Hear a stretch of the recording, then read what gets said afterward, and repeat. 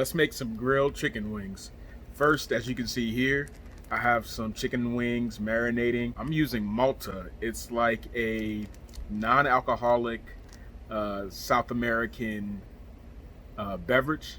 People say it's like a sweet beer. I had these in the refrigerator for about 24 hours. The idea is that the chicken will get a lot of that sweetness from the Malta. We're gonna slow cook these on the top rack, so I think they'll have time to dry out and for the fat to render off and get nice and crispy. So now what I'm gonna do is lower the heat and then lower the lid, trap the heat in, and let these wings cook for about 10 minutes before I even check them. And hopefully in that time, I can see how crispy they're getting. I'm about to baste these wings.